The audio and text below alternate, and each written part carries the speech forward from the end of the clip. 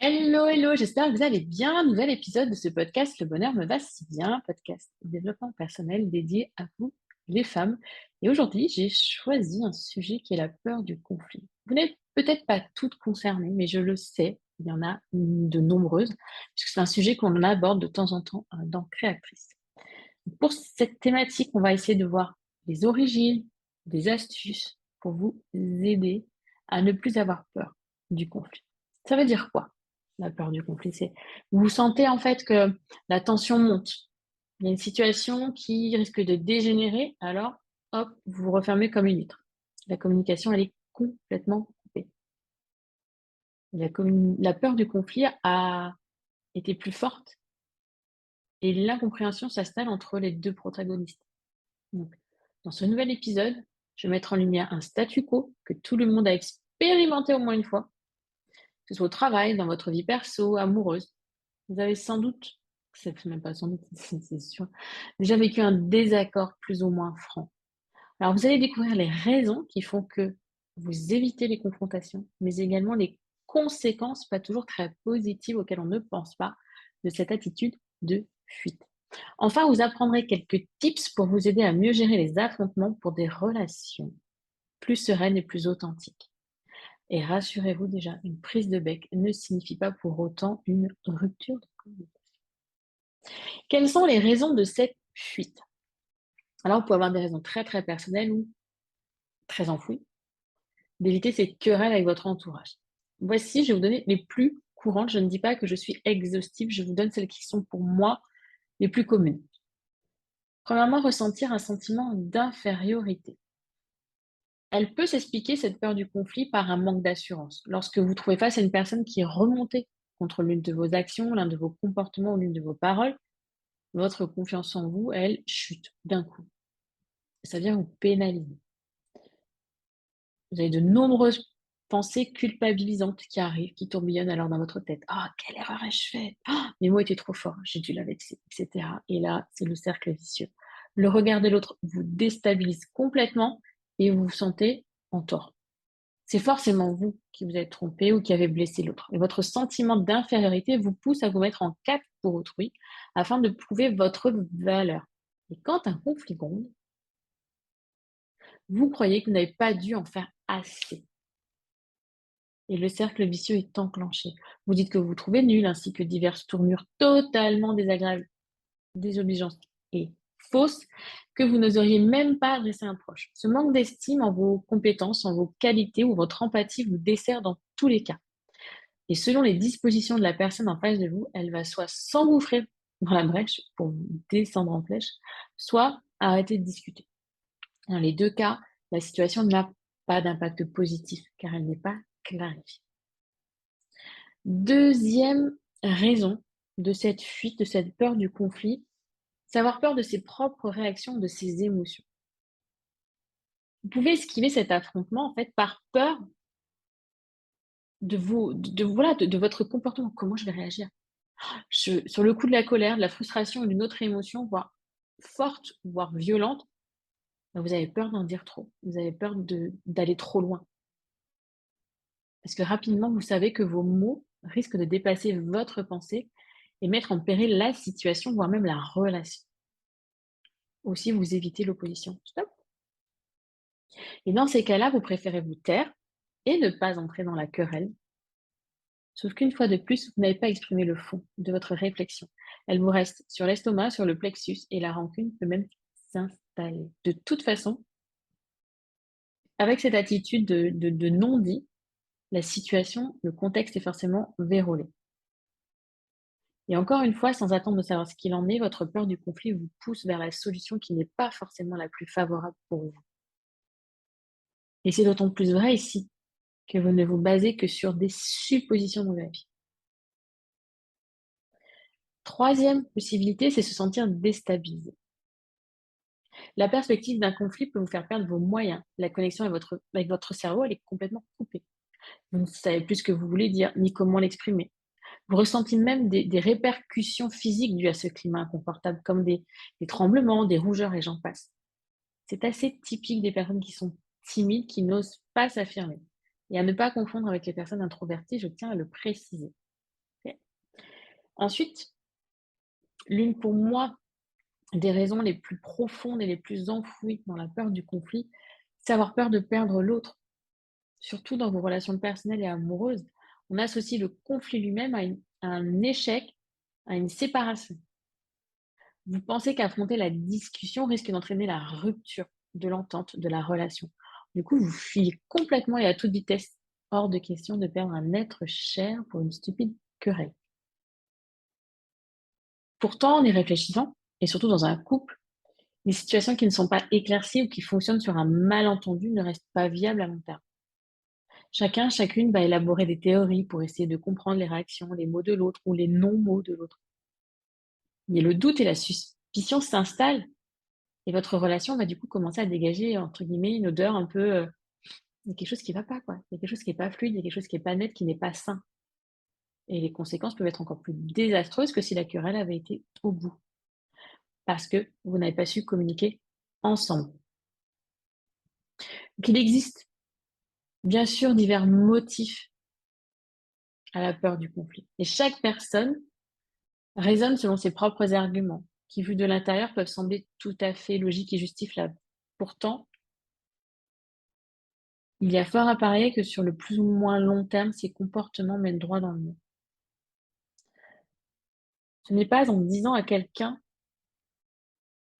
que vous allez lui dire que vous allez le perdre. Et si vous le perdez, j'ai envie de vous dire, c'est que cette personne, elle n'avait rien à faire dans votre vie. Mais on va en revenir. Je ne vais pas plus loin. Hop, hop, hop. On va continuer. Sinon, je vais prendre de l'avance sur ce que je vais vous dire après. Quelles sont les réactions face à la peur du conflit? Je vous en ai déjà donné la des mais vous avez soit vous évitez les situations conflictuelles. Hop, hop, hop. Tout simplement, j'esquive toute situation éprouvante. Je fuis la discussion, peu importe, je change de sujet. Voilà, toutes les parades paraissent bonnes pour hop, éviter la prise de bec. Deuxième possibilité, c'est pas forcément la meilleure non plus, tout accepter ou ne pas donner son avis. Afin d'éviter le conflit, vous êtes prête à tout, même à être d'accord avec des idées qui ne sont pas les vôtres. Ou pire, vous pensez ne pas vous mouiller en éludant la question. Tout plutôt que de vivre dans cette ambiance désagréable, vous avez une peur viscérale. Du coup, l'autre va prendre une décision tout seul ou en demandant l'avis d'un tiers. Quoi qu'il en soit, vous ne pourrez plus rien dire après, même si cela va à l'encontre de votre logique, même de vos propres valeurs.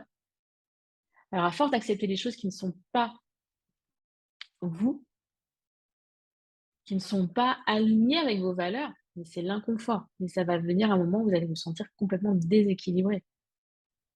Vous vous placez seul dans une situation délicate. Peut-être que vous n'osez pas dire non par peur de décevoir, par peur de perdre l'autre.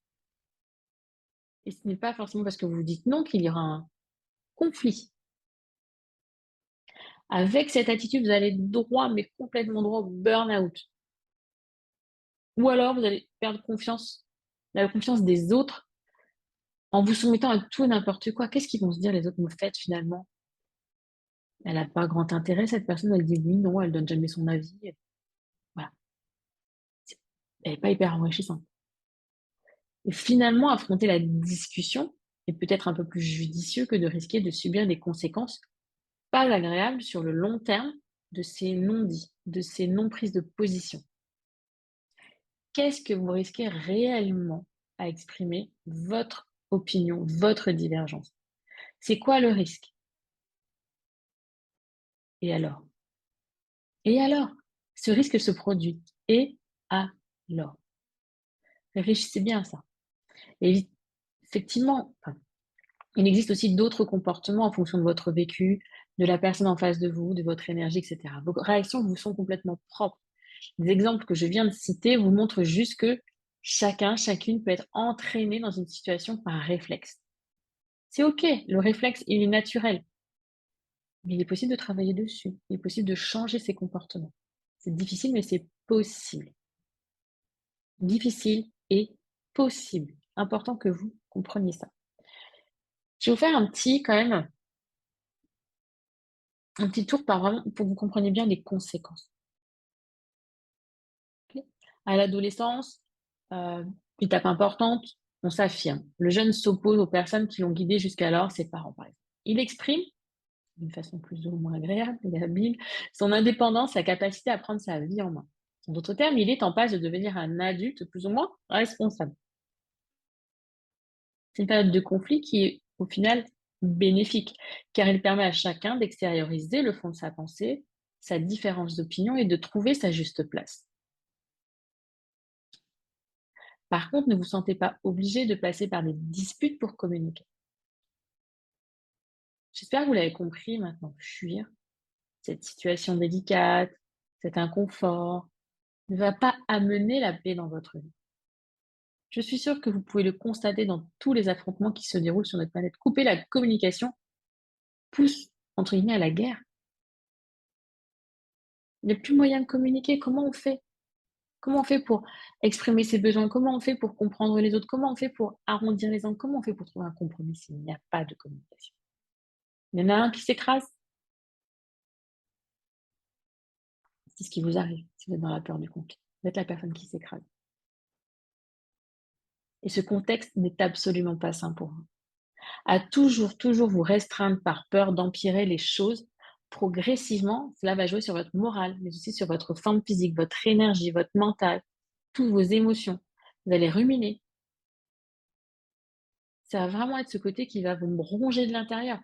Vous ne pouvez pas plaire à tout le monde et vous ne pouvez pas vivre sans exprimer un minimum vos opinions, vos envies personnelles, vos besoins. Vous ne pouvez pas vivre pour les autres, à travers les autres. Vous êtes faite pour vivre pour vous, à travers vous. Changez votre façon de gérer ces discussions houleuses. Changez votre perception de ces discussions houleuses. Qu'est-ce qui fait qu'elles deviennent houleuses? Est-ce que parfois vous n'êtes pas aussi dans l'inconfort, du coup, dans l'attaque de l'autre? Parce que tout de suite, il vous a peut-être piqué au vif et vous surenchérissez et hop, plutôt que de prendre un peu de recul et de dire: «OK, j'ai entendu. Là, j'ai besoin de redescendre en émotion parce que sinon la discussion va aller trop loin». Je vais vous donner des tips, bien sûr, mais réfléchissez à ce que vous perdez au coup de cette peur du conflit. Qu'est-ce qu'elle vous empêche d'être, de faire, de vivre? Et remarquez que bien souvent, ce coup-là est plus important que la peur, que si éventuellement, potentiellement, le conflit arrivait et le pire du pire que vous imaginez venait à arriver. Vous perdriez vos moyens, vous bégayeriez, OK. Vous seriez très en colère, vous exploseriez, vous diriez des horreurs. Ça arrive, ça m'est déjà arrivé. On s'excuse. L'autre est blessé, c'est très désagréable, on est d'accord. On s'en veut, on culpabilise parce que l'autre n'avait pas besoin d'entendre ça, on n'avait pas à lui dire ça, ce n'est pas justifié. Et ben, on apprend. On apprend. Après coup, on se dit: «OK, qu'est-ce qui m'a fait réagir comme ça?» On apprend de ça, on apprend de ses erreurs plutôt que de rester là en retrait et de ne jamais, jamais rien dire, essayer. Justement, un petit pas de plus. Donc l'évitement, vous l'avez compris, ne représente pas la meilleure solution à votre peur du conflit. Les conséquences pour vous, comme pour vos relations, donc pour les autres, n'en sont que plus impactées. Vous avez de très bonnes raisons de ne pas être à l'aise dans cette situation, je les comprends. C'est un système de défense élaboré pour vous soustraire à toute confrontation, qu'elle soit pro ou perso. Pourtant, apprendre à gérer un conflit est un atout non négligeable pour une existence pacifiée. Alors voici quelques tips. Je vous en ai parlé, donc voici les tips pour mieux affronter ces moments délicats et difficiles. Premièrement, n'essayez pas de discuter si vous êtes en colère. Je viens de vous le dire, prenez un instant pour respirer, vous détacher un peu de cette ambiance sous tension. La respiration. Remettez-vous dans votre corps. J'inspire et j'expire profondément. 2, restez positive. La personne en face de vous n'est généralement pas là pour vous plomber intentionnellement, ni vous persécuter, sauf un pervers narcissique ou une personne toxique, que bien évidemment, on va essayer d'éviter un maximum. La personne face à vous, elle a généralement ses raisons qui ne sont pas les vôtres de réagir comme elle fait. Elle aussi, elle a peut-être peur du conflit. Elle aussi, elle a peut-être un manque de confiance en elle. Elle aussi, elle a peut-être mal vécu une situation, mal vécu une de vos paroles que vous n'aviez intentionnellement absolument pas fait de mauvaise façon. et vous ne savez pas. Vous ne connaissez pas son vécu, vous ne connaissez pas ses émotions. Troisième, appliquer une communication non violente pour échanger ensemble. Et ça veut dire on oublie le tu qui tue. On reprend sa propre responsabilité. On observe, on étudie son ressenti, quel est mon besoin et on le demande. Vous avez aussi la méthode DESC pour gérer les conflits dont je vous parle dans le défi Femme Confiante, le défi de 30 jours pour bosser la confiance en soi. On fait attention à sa communication. Qu'est-ce qui n'a pas été? Qu'est-ce qui la dernière fois a déclenché le conflit? C'est peut-être parce que je lui dis ouais, t'as encore pas rangé la vaisselle. Tu n'as encore pas rangé la vaisselle. Là, forcément, bam, c'est on attaque, on est agressif, le tu est agressif. Donc apprendre à mieux communiquer. Quatrième point, intéressez-vous à l'autre. Intéressez-vous à ses besoins grâce, par exemple, au design humain. Oui, je suis tellement contente de vous parler. J'essaie de le passer dans tous les épisodes. Vous avez remarqué, le design humain, il vient dans tous les épisodes parce que comprendre les fonctionnements, les comportements, les besoins, les réactions de l'autre, mais c'est génial quand vous voulez communiquer. C'est top. C'est sûr, dans le cadre professionnel, c'est un petit peu plus compliqué, mais dans le cadre familial, avec vos conjoints, votre conjointe, peu importe, eh ben, de savoir qu'il a ces comportements, que c'est dû à ça, à son design et que son design est comme ça, c'est juste un truc de ouf. Ça change, mais complètement, complètement la donne. Donc, intéressez-vous à votre design humain et à celui des personnes qui vous entourent. Vous verrez que ça peut faire la différence. Vous pouvez aussi, si vous voulez aussi en famille, même en couple, peu importe, au travail, établir un tour de parole. Chacun parle à son tour et pas bam bim bam boum. Vous savez, le ping-pong où on s'échauffe mutuellement. Chacun prend la parole à son tour. Quand l'autre a terminé, il laisse la parole au suivant et ainsi de suite. Peu difficile. Vous êtes comme moi un petit peu. Je suis italienne quand même, hein, donc j'ai du sang latin et ça boue. Quand ça boue, ça peut être compliqué de se retenir. Mais c'est aussi important de laisser la place à l'autre de s'exprimer. Et enfin, dernier tips pour gérer cette peur du conflit, c'est demander de l'aide. Parfois, quand les relations sont trop envenimées, quand il y a vraiment trop de non-dits, trop de choses, un tiers peut vraiment vous guider vers la réconciliation ou la conciliation.